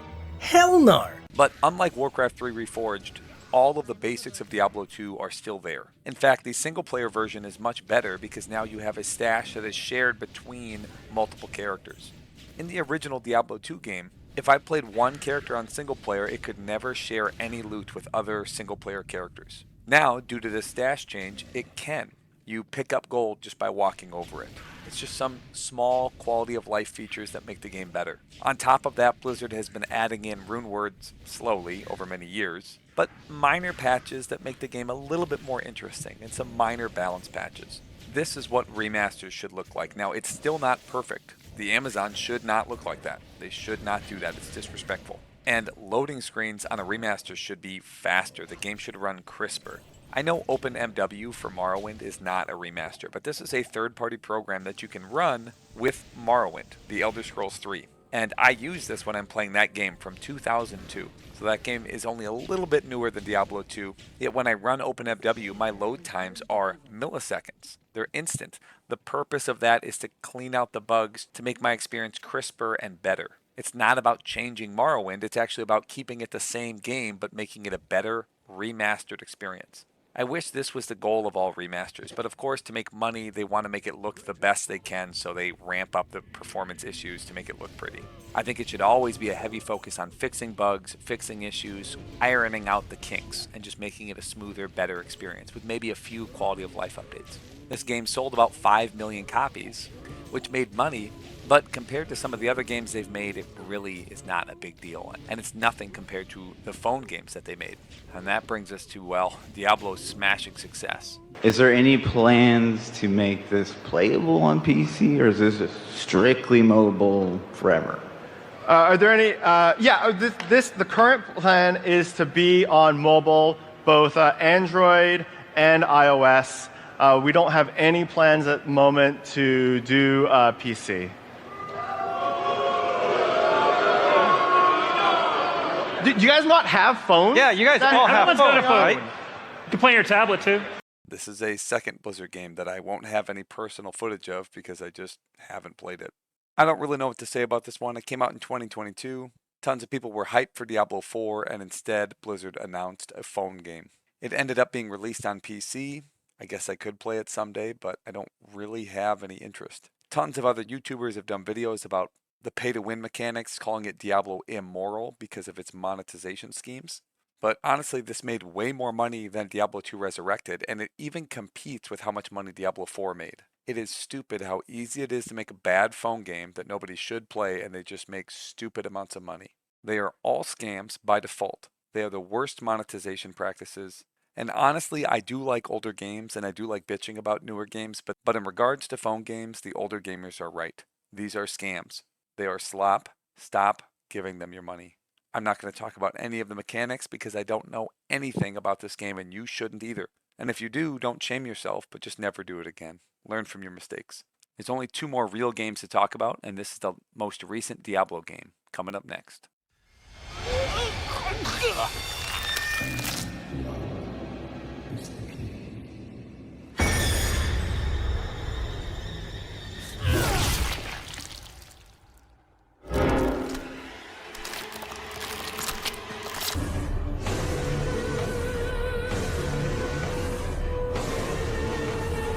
Blessed Mother, save us.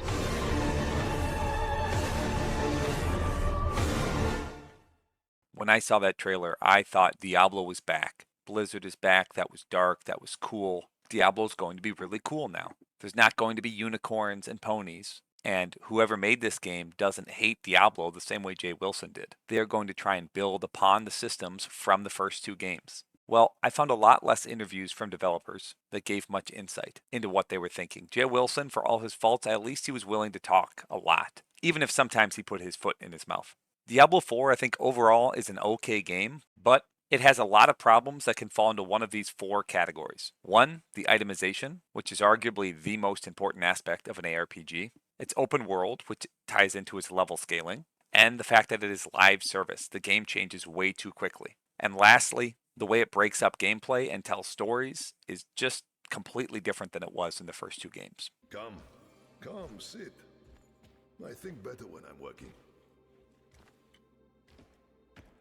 Faye, have you seen my...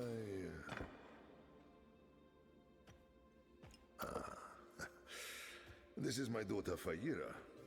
We can speak freely here. Isn't that right?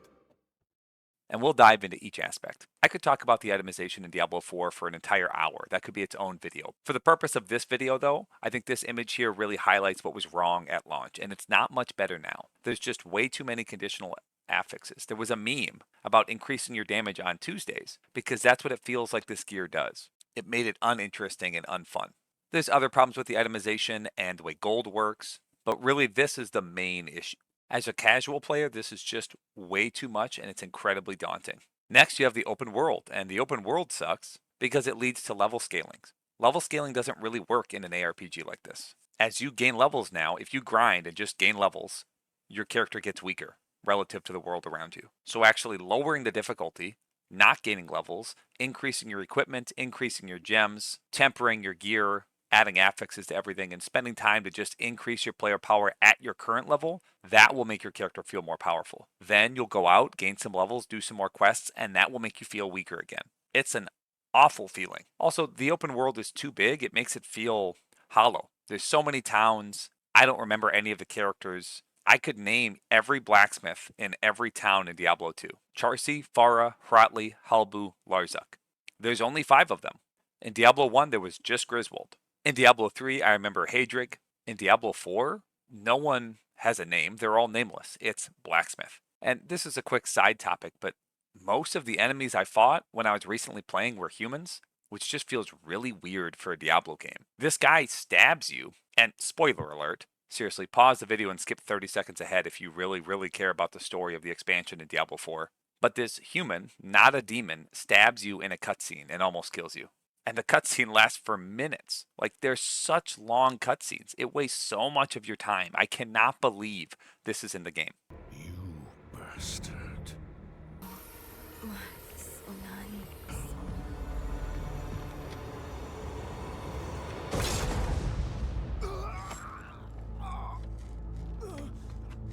No one is above the laws of heaven. Burn away the darkness.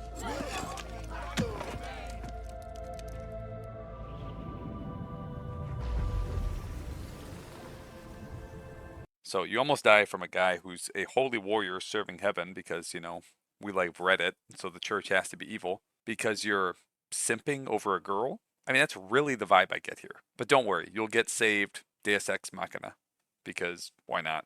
The third problem is live service. The game changes really fast. The first season lasted a month, so my personal experience was I got to level 50, the max level. I started the endgame, and then the season ended. I'm a busy guy. I'm a father. I don't have time to just be playing a game all the time. I did not want to just start from level 1 again. And just like Diablo 3, you don't gain attributes on each level. The leveling experience is incredibly boring. The game is not designed for you to have fun while leveling up. The game is designed for you to grind out at endgame. The process of leveling up, especially Renown, is incredibly boring. And it's like, I just did it. You're going to make me do it again? Shit, this was a bad experience. Even though I thought the game was okay at this point, this brought my opinion of it way down. This model, where you need developers constantly working on it, also leads to awful monetization practices. Things in the game intentionally look bad so people can play dress up on their dolly, and by that I mean they can spend money, their real hard-earned cash, on clothes in this video game. Diablo has turned into The Sims, where people want their character to look pretty so they spend hundreds of dollars on bullshit. So when you start, there's 3 buttons at the top: play, shop, and game. You want this Ancient Hydra collection pack? That's 4,500 platinum. The cheapest you can get that for is $50 worth of platinum. Look, you could look like Kerrigan. It's just like Fortnite again. You could have a Zergling mount. Those cost exactly $25. Don't worry, you can access from inside the game. The shop is just a P button. There's also this reliquaries thing that randomly pops up as you're playing. It says you've unlocked things in your reliquary. There's a bunch of things that randomly unlock in the game and you don't really know what's going on. And so I click on it to check it out. It's also R, which is one of my primary buttons, you'd think. And it's just a battle pass. It's literally just a battle pass. They just want you to spend money and then you get stuff, I guess. Let me get rewards through playing the game naturally, organically. This is the least organic game ever. So in Diablo 2, you get better potions by just finding better potions. The game starts with minor healing potions, and then as you get through the game, enemies start dropping light healing potions. In Diablo 4, well, when you hit level 30, you can click on this at the Alchemist, and now all of my potions are always better. They're light healing potions. When I hit level 40, I get to upgrade it to this healing potion, and now all my healing potions are always better. So at level 39, your potions are weak. But the second you hit level 40 and upgrade it, they're really strong until you gain more levels and your character gets weaker. Just in case you haven't spent money yet, don't worry. Your wardrobe is right here. Click on your wardrobe and you can see the shop and all the stuff you could be paying for. Here's your profile. If you picked a different title, you could probably pay for one. I haven't even checked and I just don't care to. This stuff just bothers me way more than it should. And if you don't spend all that money to dress up your dolly, everything on your character looks like crap. So the game just intentionally looks bad now because they want you to spend money. There is an incentive for designers to make your character look bad, unless it's a real money cosmetic. It's just fucking garbage. It's a terrible way to design a game, and we just let them do it, and we still buy the stuff. And my last problem is how often the narrative interrupts gameplay. In Diablo 1, the narrative never interrupted your gameplay. You could go to town and talk to people if you wanted, but you never had to.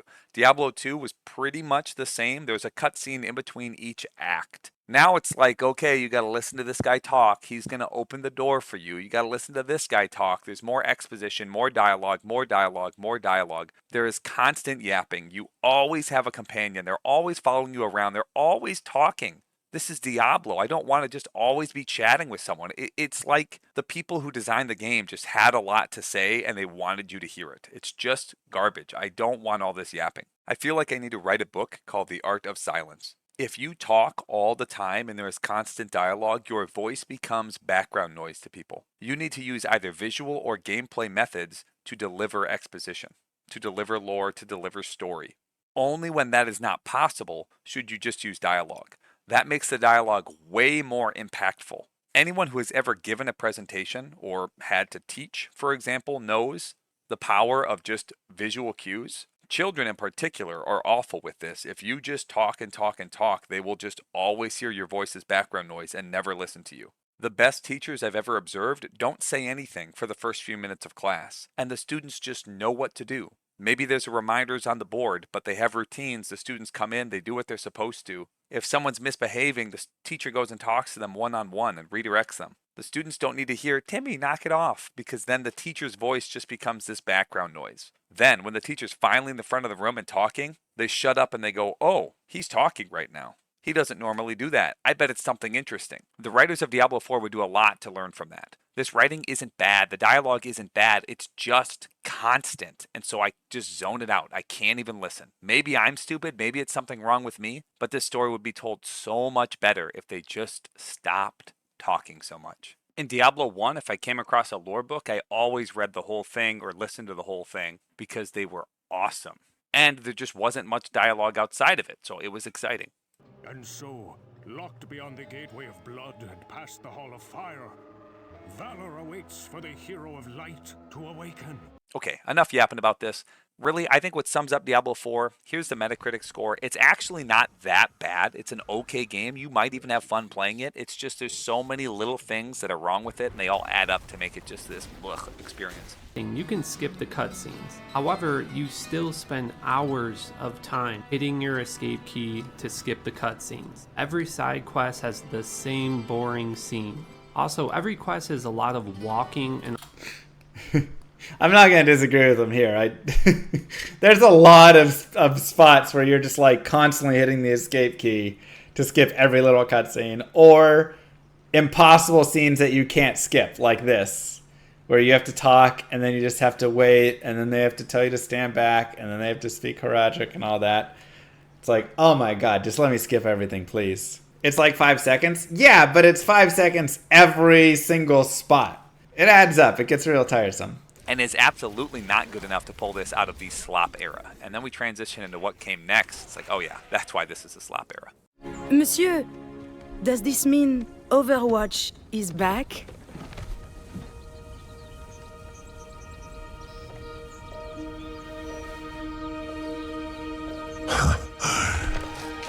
Yes. Yes, we are. The footage I used of my own gameplay when talking about Overwatch 1 is actually Overwatch 2, because Overwatch 2 just replaced Overwatch 1. Now, it changed it from 6v6 to 5v5, it reworked some heroes, it added a push game mode. I really like that it added some ability changes where you can like level up and pick a passive or a talent. It's a better game in my opinion. However, it's not a second game. It's a free-to-play upgrade if you purchase the first game. Blizzard pretended that they were going to add a bunch of PvE content, and they probably intended to, but they didn't. And due to its free-to-play model, obviously the monetization is coming from loot boxes and other shady business practices. This theme is really why I call this the slop era. Overwatch 2 is actually a pretty good game, but again, it's a phone game. It has the same business practices as phone games do, and that's awful. They're terrible. In this era, the only fully brand new game that came out was Diablo IV that wasn't a phone game. Overwatch 2 I do not count as a full brand new game. It is an upgrade to Overwatch 1, just like when Heroes of the Storm changed to 2.0. We don't call that Heroes of the Storm 2. It's not a new game. It's the same game with some upgrades. In Diablo 3 we called it Loot 2.0. League of Legends has changed over the years. It's not on League of Legends 3 or 4 or 5 or something. It's still just League of Legends. It's the same game with some changes that are nice. If they added a PvE mode, I would argue you could call it Overwatch 2. Without that, it just simply isn't that. There's not really much else to say about Overwatch 2, so we move on to the next phone game.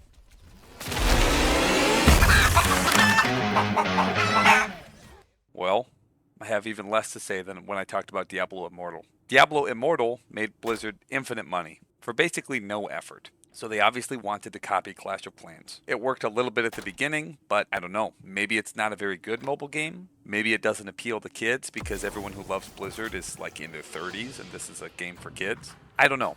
I have no idea, and I don't even really care to speculate. I loved talking about most of the games in this video, but talking about the mobile games is so boring and stupid. Mobile games have potential. People liked playing games on Game Boys. I had a Game Boy Advance, I had a Game Boy Color back in the day. They're fun. But the fact is, the way the industry is, they are all monetized to death. They barely even function as games. You might as well just go to a casino and gamble all your money away. The developers intentionally make the game as bad and frustrating as possible in an effort to get you to spend money to remove those frustrations. That's why mobile games have things like Energy, where you can't play unless you spend money. They're all pay to win by default. They just don't function as video games. That's not what they are. And the most depressing part is that there is potential there. They should be fun. There's no reason this couldn't be a fun little game to play on your off time. I can look at this, I can look at Clash Royale, and I know it is wrong. It's abusive, it's immoral, it's a sin. Clearly, Diablo, Mephisto, and Bale are whispering in the ears of CEOs, you can get infinite money. And so they make this slop. Obviously, none of the footage is mine. The only thing Blizzard did after this is they remastered Warcraft 1 and Warcraft 2. And actually, it's really nice. In the remaster for Warcraft 1, you can right-click. I've talked about that at the beginning of the video. The graphics are kind of over-the-top cartoony, but whatever. They're passable. And that's it. That is all Blizzard has done since 2016. They released Overwatch, and really, they just stopped making good games. The only actual product they released in 9 years, coming up on 10 years here, era is a 10-year era. All they've released is WoW expansions, which they've always released, and Diablo IV. Compare that to Starcraft II, Diablo III, Heroes of the Storm, and Overwatch, and all their expansions. Or compare that to Warcraft 1, 2, 3, Diablo 1, Starcraft 1, Diablo 2, World of Warcraft, and all their expansions. Well, not all of WoW's, but you get the point. This video didn't even talk about their scandal where they sexually harassed a bunch of women and stole their breast milk. If a company makes amazing games, people forget about that shit. Seriously. They just stopped doing it. I get that they're not always going to stay in what I call the golden era. It's not always going to be rock and roll and just catered to me perfectly like those games were. Sure, I have complaints about Diablo 3 because I didn't like certain aspects of it, but it's a popular game. It made him a ton of money, and I get why it's popular. Overwatch wasn't made for me, but I get why it's popular. This stuff since Overwatch, this is trash. It's all garbage. Diablo 4 is the only one that even pretends to be a game, but they intentionally made it a bad game to funnel you into the cash shop. You can't have everything be a live service. You can't have a bunch of teams, one on Diablo 4 updating it every 2 months, one on Overwatch 2 updating it all the time, one on Heroes of the Storm, well, they got rid of that one, I guess, one on Starcraft 2 making these new missions, these weird single-player or co-op missions. Let old games be. People still go back to play old games. I don't need them updated. We don't need them updated. Make new content. Let the old games be. That is what makes them special. I remember them, I go back to them, and they're the same. They don't need constant updates. Make a fucking single-player game. Well, who am I kidding? Why would they listen to me? They care about money, which is understandable. It's a company. I wanted to take a minute, too, just to talk about all of my opinions of these games and looking at Metacritic scores as well. If you look at the top, this is what I called the golden era. I obviously have very high opinions of these games, but also the Metacritic scores are all incredibly high. The lowest was WoW, which is just a phenomenal game. It's low because it's a controversial game. It's so popular. I think some people, hate it because it's so popular, which is fair. If you don't like the game and it's that big and that culturally impactful, you're going to go give it a bad review. Then you get to the silver era, and well, Diablo 3 had a 4.3. And the others, StarCraft 2 is really good, but the others, I don't know. And, you see my own scores are kind of low because those games just aren't made for me. But there's some good games in there. And I think a lot of those low scores are because people were expecting what they saw in the previous 10 years, and they weren't getting it, so they were disappointed. Diablo 3 isn't actually that bad of a game. It was just very disappointing for Diablo fans. And then you get to the last 3 years. Warcraft 3 Reforged, 0.6. Diablo Immortal, 0.5. I understand it's a phone game, but the highest scores for the Warcraft 1 and 2 remaster. People don't like Blizzard games anymore. I love Warcraft 3 Reforged and Diablo II Resurrected because, well, they're just the games that I loved back in the early 2000s. I can play Warcraft 3 Reforged with the old graphics and it feels close enough to what I used to have. It's still a total slap in the face because they somehow made it worse than what it was in 2002, but I love it. Diablo II Resurrected, some people don't like the changes. I don't think they're a big deal. And while I want to riot about my lack of underboob and my missing voice lines, I love both those games too much to not play them. I just wanted to show this quick so you can see that my opinion does line up with a lot of other people's opinions, but every now and then I have my own out there take. It's not like I'm just telling you what the common consensus is. And these games up here, I do think Warcraft 1, Warcraft 2, and Diablo 1, I think they're very dated. They're hard to go back and play, but they were phenomenal when they came out. And that's why their sequels, they were 10s when they came out. Diablo 2 and Warcraft 3 were the best games when they came out. And they both still hold up today. I mean, you can't play Warcraft 3 anymore without playing Reforged, but it didn't need to be Reforged. Okay, I'm kind of rambling. I think it's time to wrap it up here. I hope you enjoyed the video. It was kind of fun looking into each of the games. I'll definitely do more deep dives into some of these games in the future. But, alright, thanks for watching. Ungoro Crater is coming sooner than later. Elise is not gonna wait. Her scouts are aiming for haters, yo. Wait, sorry, Ben. Wrong clip. For Cosmodon!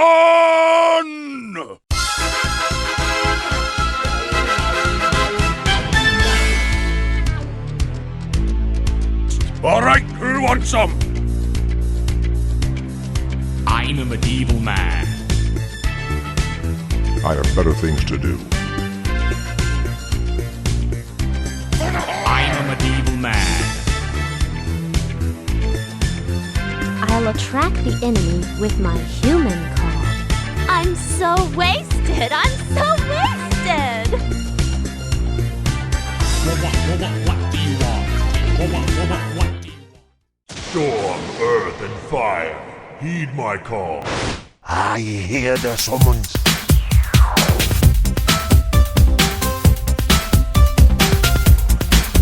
The flows of magic are whimsical today. You talking to me?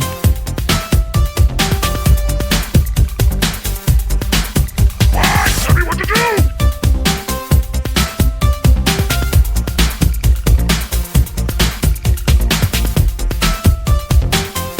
You never touch the other elves like that. You lied to your men and betrayed the mercenaries who fought for you. Let's chat on battle.